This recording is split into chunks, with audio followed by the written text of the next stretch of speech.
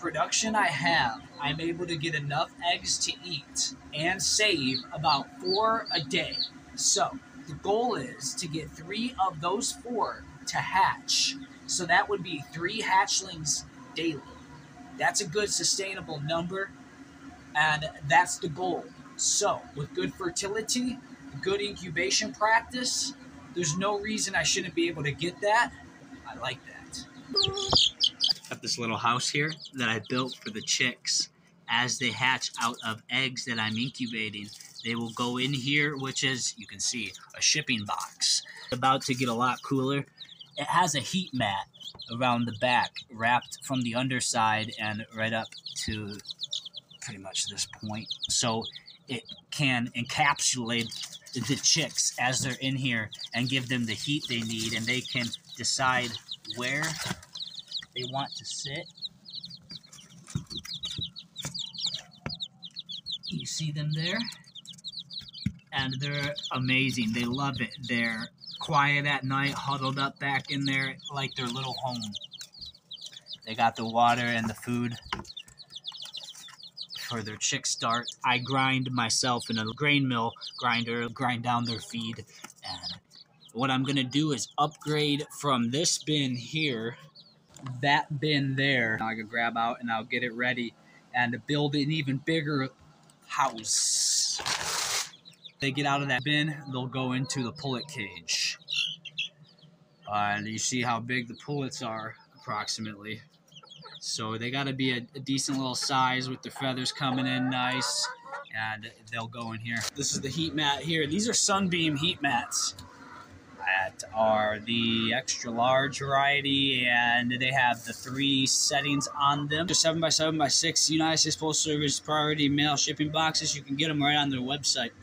And taped together, cut up. I'm gonna do another couple boxes, make this the house for the birds until their 3rd or 4th week of age. They'll go into the pullet cage. This will be enclosed, and then this will wrap around on the inside up into this point here pretty much. And then the rest be a little cooler of a zone for them to decide if they want to come into the back of the house for heat, or up a little closer where they're still concealed, but it's a little cooler. So as they age, they'll decide where they want to be. I've taped it up in there nice. This method of raising chicks with heat mats instead of heat lamps has proven successful. I just tested my thermometer back there in the heat mat. I had it sitting in there for about 20 minutes, went and pulled it out. This is the one I had in my incubator. So it read out right at 99. It's dropped a little bit since. That tells me perfect. It is perfect. Right back there, tucked away for these birds when they're first born. With this Sunbeam heat mat at its highest setting, there's gonna be a flap that opens up so I can reach in there between these 4 boxes. And you see the heat mat is already taped up around the back, and I turned it on and I can feel the heat in there, and it feels about right. I'm going to set this in and see what the exact temperature is. Sitting right at 99 degrees Fahrenheit. Get in there, pack it with bedding, which I'm going to do thicker in some areas than others. That'll create microclimates, little zones, which will be warmer. Give the chicks options. Naturally, they will scrape around and find the heat. Look how perfect that fits. But insulate it real good with the hay bedding. That'll go around the sides and a little bit over top.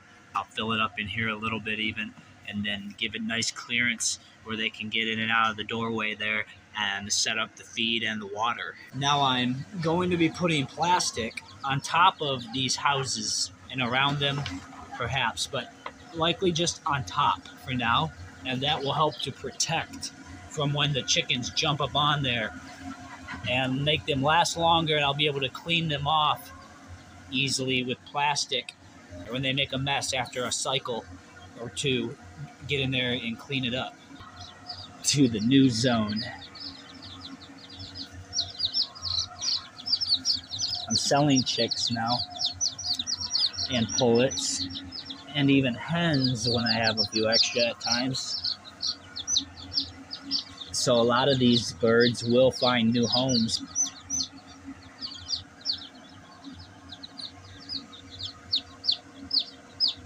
I'd be willing to bet too that a heat mat is more efficient to run than a heat lamp. You likely can run it off less electricity, and you get the heat back there, that core heat. I cut a piece of plastic for the top and made the slot for the lid to open. The sides are already insulated with the hay, so I'll leave that alone and that'll be fine. Now it's pretty much done. The whole concept is in play here. You can see what's going on. This is my alternative method to having a heat lamp because, well, heat lamps can be more dangerous. This really tucks them away nicely at 99 degrees Fahrenheit back there. Perfect. They can adjust accordingly, and they're scratching around through the bedding how much heat they need. And it acts like a heat plate in a lot of ways, and I have tons of heat mats, and I can do this really efficiently, safely. I'm going to build another one of these in a bin like this, and I'll have 2 of them going for younger and older, and then as they age past 3-4 weeks, they'll go into the chamber back there where the chickens are, where there is a pullet cage. And then from that pullet cage, they'll grow out a bit, and then they will be introduced to the main flock.